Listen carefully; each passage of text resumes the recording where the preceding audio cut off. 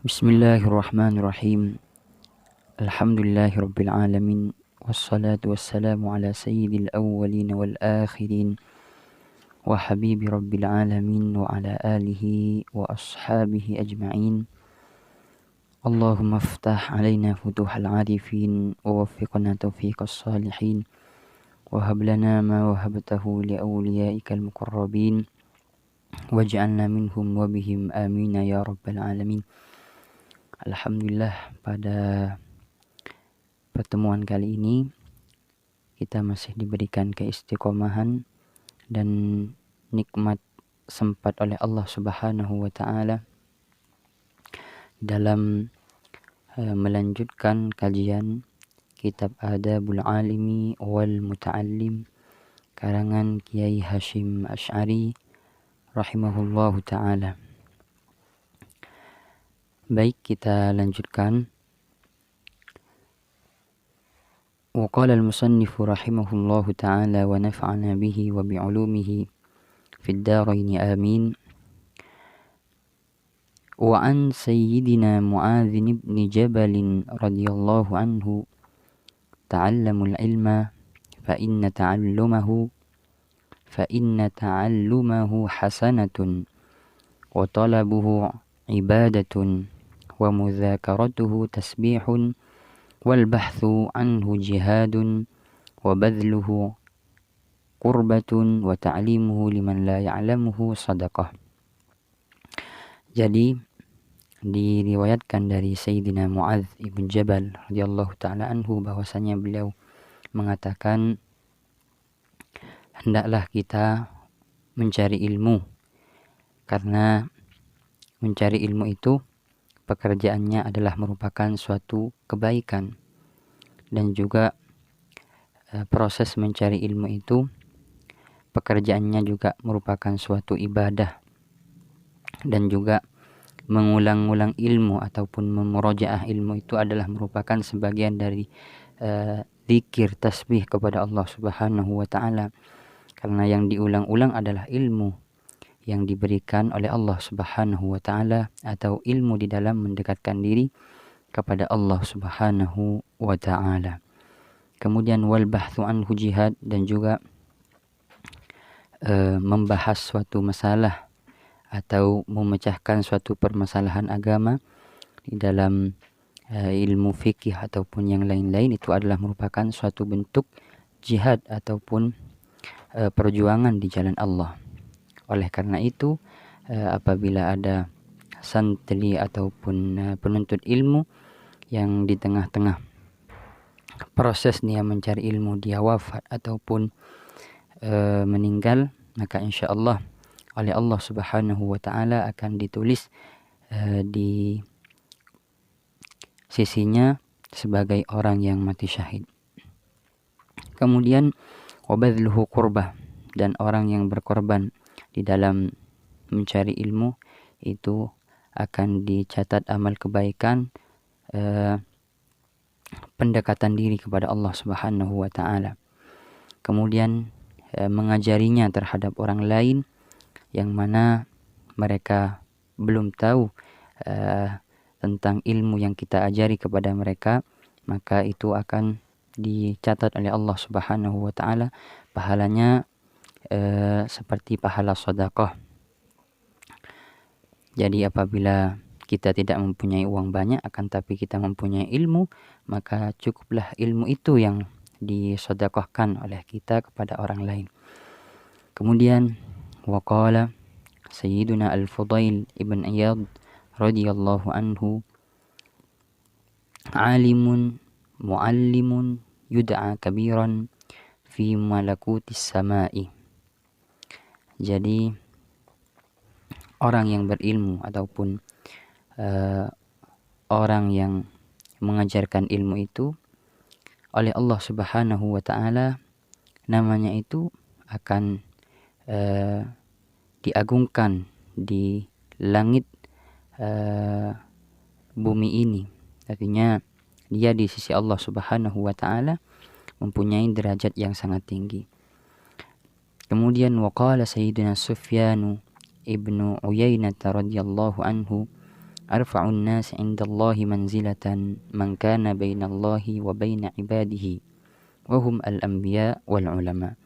Jadi diriwayatkan dari Sayyidina Sufyan ibn Uyainah bahwasanya beliau pernah mengatakan bahwasanya paling tingginya derajat seseorang di sisi Allah Subhanahu wa taala itu adalah seseorang yang mana di antara dia dan Allah ataupun antara dirinya dan antara para ibad ataupun para makhluk itu ada hubungan atau yang kita sebut dengan al-hablu minallahi wal hablu minan nas, hablum minallahi wa hablum minan nas. Dan orang yang seperti itu yang mempunyai alaqah ataupun hubungan antara Allah dan antara para makhluknya itu adalah sebaik-baik atau paling mulianya makhluk. Dan tiada lain yang disebutkan tadi itu orang yang mempunyai alaqah ataupun hubungan di antara dua tali, yaitu tali dengan Allah Subhanahu wa taala dan tali dengan para makhluknya, itu adalah al-anbiya ataupun para nabi, al-ulama dan para ahli ilmu. Kemudian waqala aidan lam yu'ta ahadun fid dunya syai'an afdala minan nubuwati wa ma ba'da an-nubuwati syai'un afdalu minal ilmi wal fiqhi. Faqila lahu amman hadha qala 'anil fuqaha'i kullihim. Jadi dari Sayyidina Sufyan ibn Uyainah beliau juga mengatakan bahwasanya tidak ada seseorang di muka bumi ini yang diberikan mansib ataupun kedudukan ataupun derajat selain seseorang yang diberikan derajat kenabian oleh Allah Subhanahu wa taala, yaitu para al-anbiya dan para rasul. Kemudian ada pertanyaan, lantas setelah selesainya ataupun kedatangan Nabi Muhammad SAW yang itu adalah sebagai penutup pintu diberikannya derajat kenabian dari Allah Subhanahu wa taala, maka apa yang sesuatu yang diberikan kepada manusia di muka bumi ini yang paling spesial ataupun paling utama, yaitu di sini disebutkan adalah ilmu dan pemahaman, yaitu ilmu agama, ilmu fikih, ilmu akidah dan ilmu-ilmu yang lain yang itu semata-mata diniatkan untuk mendekatkan diri kepada Allah Subhanahu wa ta'ala. Kemudian siapa yang diberikan ilmu kemudian pemahaman terhadap agama tersebut, yaitu di sini dijawab mereka itu tiada lain adalah para fuqaha, para ulama yang ahli agama dan juga para orang-orang yang memahami agama secara utuh. Kemudian waqala imamuna asy-Syafi'i radhiyallahu anhu in lam yakun al-fuqaha'u al-amiluna bi'ilmihim awliya Allah falaysa lillahi waliyun. Jadi pernah imamuna asy-Syafi'i radhiyallahu ta'ala anhu, imam kita pada madhab Syafi'iyah, pernah mengatakan bahwasanya apabila seorang fuqaha dan seorang ulama dan seorang pakar ilmu agama yang mereka itu tulus, ikhlas dan mengamalkan ilmu yang dimilikinya, apabila mereka itu tidak disebut dengan wali Allah Subhanahu wa ta'ala, lantas siapa mereka yang mempunyai atau bersifatan dengan sifat kewalian? Jadi maksudnya beliau itu berpendapat bahwasanya mereka adalah seorang wali yang sesungguhnya, karena mereka dengan ilmunya, mereka dengan kitab-kitabnya bisa menjadikan orang yang bodoh menjadi orang yang pintar, bisa menjadikan orang yang sesat menjadi orang yang kembali kepada Allah Subhanahu wa ta'ala. Kemudian waqala Ibnul Mubaraki radhiyallahu anhu, la yazalu ar-rajulu 'aliman ma talaba al-'ilma, fa idza dhanna annahu qad 'alima faqad jahil. Di sini ada riwayat juga diriwayatkan dari Sayyidina Ibnul Mubarak radhiyallahu taala anhu bahwasanya seseorang itu tetap bersifatan dengan sifat kealiman selagi dia itu belum puas di dalam mencari ilmu. Artinya meskipun dia alim tapi dia merasa bodoh, dia terus mencari ilmu, dia tidak bosan-bosannya untuk memperbanyak dan mengumpulkan ilmu. Fa idza dhanna annahu qad alima fa jahil. Dan sebaliknya, apabila ada seseorang yang mungkin sudah banyak ilmunya ataupun sudah berilmu, akan tapi dia merasa bahwasanya ilmunya itu sudah cukup dan tidak mau belajar lagi, maka ketahuilah mereka itu atau dia itu akan dibukakan oleh Allah Subhanahu wa taala atau terbuka baginya pintu kebodohan. Oleh karena itu, pada hadis Nabi Muhammad SAW yang lain disebutkan, utlubul ilma minal mahdi ilal lahdi. Jadi carilah ilmu, tuntutlah ilmu dari rahim ataupun kandungan sampai kita kembali kepada Allah Subhanahu wa taala, yaitu sampai kita dikuburkan ketika sudah ajal tiba. Kemudian waqala sayyiduna Waqi'un, la yakunu ar-rajulu 'aliman hatta yasma'a mimman huwa asannu minhu wa mimman huwa mithluhu wa mimman huwa dunahu. Jadi juga dikatakan dari Sayyidina Waqi', yaitu murid daripada Imam Syafi'i radhiyallahu taala anhu, bahwasanya beliau mengatakan seseorang tidak dinamakan orang alim ataupun ahli ilmu apabila dia itu belum bisa mengambil ilmu dari orang yang lebih tua darinya, dan juga dari orang yang sebaya dengannya, dan juga dari orang yang lebih muda darinya. Jadi orang yang berilmu yang hakiki ataupun yang absurd itu adalah ahli ilmu yang tidak gengsi untuk mengambil ilmu dari orang yang lebih tua darinya, dan juga dari orang yang lebih muda darinya, dan juga dari orang yang sebaya dengannya. Karena memang penyakitnya pada zaman sekarang ini, jadi kalau ada orang yang lebih muda darinya akan tapi memang masyhur dia ilmunya itu lebih banyak dan lebih alim, dia itu tidak mau untuk beristifadah ataupun mengambil ilmu darinya karena gengsi dan lain-lain, karena dulu pernah dia ajari ataupun pernah dia itu bermain dengannya dan yang lain-lain. Jadi ini adalah merupakan sifat-sifat talibul ilmi yang patut kita hindari. Kemudian waqala Sayyiduna Sufyan Ats-Tsauri radhiyallahu anhu, al-ajaibu 'amatun wa fi akhir az-zaman a'am, wan nawaibu tammatun wa fi amri ad-din atam, wal masaibu 'azimatun wa mautul ulama'i a'zam, wa innal 'alimu hayatuhu rahmatun lil ummati wa mautuhu fil islami thulmah. Jadi disebutkan juga dari Sayyidina Sufyan Ats-Tsauri radhiyallahu taala anhu bahwasanya di zaman beliau sesuatu yang aneh-aneh ataupun yang ajaib-ajaib itu sudah banyak bersebar atau sudah banyak menyebar di seluruh penjuru kota pada zaman beliau. Apalagi di zaman sekarang dengan berkembangnya teknologi dan kemajuan, maka sesuatu yang dulunya itu adalah merupakan sesuatu yang asing di luar nalar, dan sekarang sudah tidak asing lagi.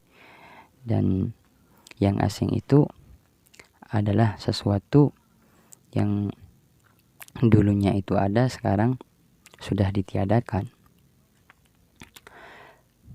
Kemudian wa fi akhir zamani a'am. Jadi apabila pada zaman sekarang ini sudah banyak keajaiban-keajaiban dengan berkembangnya teknologi dan kemajuan, maka nanti pada hari kiamat ataupun di akhir daripada hari di dunia ini itu akan ada sesuatu yang lebih ajaib atau yang lebih asing lagi. Apalagi nanti akan ada yang namanya Dajjal yang turun ke muka bumi untuk menyesatkan orang-orang dengan sihir-sihirnya yang di luar akal. Kemudian wanawaibu tamatun wa fi amriddini atam, dan ujian ataupun bencana-bencana yang menimpa manusia pada bumi ini itu adalah merupakan contoh kecil daripada kiamat. Apalagi musibah itu adalah merupakan musibah yang sifatnya adalah musibah di dalam masalah agama, yaitu dengan adanya orang-orang yang menyesatkan orang lain atau mengkafir-kafirkan orang lain ataupun mengajarkan orang-orang dengan ilmu yang tidak benar. Itu adalah merupakan musibah di dalam agama, dan itu lebih parah daripada musibah-musibah yang pertama. Kemudian wal masaibu azimatun wa mautul ulama'i azam. Juga musibah-musibah yang kita ketahui seperti meninggalnya kerabat kita ataupun orang tua kita ataupun orang lain, dan juga bencana-bencana atau permasalahan-permasalahan yang menimpa kita itu adalah merupakan musibah atau kiamat kecil. Akan tapi yang lebih parah lagi itu adalah musibah yang mana musibah itu adalah wafatnya atau meninggalnya atau kepergiannya seorang ulama atau ahli ilmu. Kemudian wa innal alima hayatuhu rahmatun lil ummah, dan juga seorang ahli ilmu itu kehidupannya di dunia adalah merupakan bentuk kasih sayang dari mereka kepada umat manusia yang juga hidup semasa dengannya. Karena Allah Subhanahu wa ta'ala akan mengangkat kesusahan-kesusahan ataupun bencana-bencana pada suatu umat ataupun kaum yang dimana di sana itu ada seorang ulama, ada orang ahli ilmu yang dekat dengan Allah Subhanahu wa ta'ala, yang bertakwa dan takut kepadanya. Kemudian wa mautuhu fil islami thulmah, dan kepergian mereka itu adalah merupakan suatu yang sangat besar, yang sangat bahaya akan keberlangsungan kehidupan di dunia ini. Kemudian wa fis sahihaini an Abdullah bin Umar ibn al-As radhiyallahu ta'ala anhuma qala sami'tu Rasulullah sallallahu alaihi wasallam yaqul inna Allah la yaqbidul ilma intiza'an yantazi'uhu minan nasi walakin yaqbidul ilma biqabdil ulama hatta idza lam yabqa alimun ittakhadha an-nasu ru'asa juhala fasa'alu aw fasu'ilu fa'aftau bighairi ilmin fadallu wa adallu. Jadi diriwayatkan di Sahih Bukhari dan Sahih Muslim dari Sayyidina Abdullah ibn Umar radhiyallahu ta'ala anhu, Abdullah ibn Umar ibn al-As radhiyallahu ta'ala anhu, bahwasanya beliau meriwayatkan dari Sayyidina Rasulullah sallallahu alaihi wasallam bahwasanya beliau bersabda, Allah Subhanahu wa ta'ala di dalam mengangkat ilmu dari muka bumi ini itu bukan dengan cara mengambilnya dari manusia secara umum, artinya bukan ulama, melainkan Allah Subhanahu wa ta'ala mengangkat ilmu yang ada di dunia ini itu dengan mewafatkan atau mencabut nyawa para ahli ilmu dan para ulama. Dengan kepergian mereka, maka ilmu yang ada pada dunia ini juga akan binasa ataupun hilang. Hatta idza lam yabqa alimun ittakhadhan nasu ru'asa'a juhala. Maka setelah kepergian para ulama itu dan ilmu di dunia ini sudah tidak ada, artinya sudah habis, maka yang tersisa di dunia ini adalah hanya orang-orang yang bodoh. Apabila yang tersisa hanyalah orang-orang yang bodoh, maka mereka itu di dalam memilih pemimpin juga akan memilih sama bodohnya. Jadi rakyat bodoh, pemimpin juga bodoh. Kemudian ketika sudah sama-sama bodoh, maka mereka itu ketika ada permasalahan ataupun konflik, ketika ditanyakan solusi ataupun pemecahan masalah, maka mereka itu akan memberikan solusi dengan dasar bukan ilmiah. Artinya solusinya ataupun pemecahan masalahnya ataupun dalil-dalilnya itu mereka sudah tidak berdasarkan ilmu, melainkan berdasarkan kebodohan. Yang terjadi apa setelah itu? Fadallu wa adallu. Maka yang meminta solusi itu sesat, dan juga yang memberikan solusi itu adalah seseorang yang menyesatkan. Wal iyadzu billah. Nas'alullah as-salamah fid dini wad dunya wal akhirah. Mungkin hanya ini yang dapat kita kaji pada pertemuan kali ini. Wallahu ta'ala a'lam bis-shawab. وصلى الله على سيدنا محمد وعلى آله وصحبه أجمعين والحمد لله رب العالمين.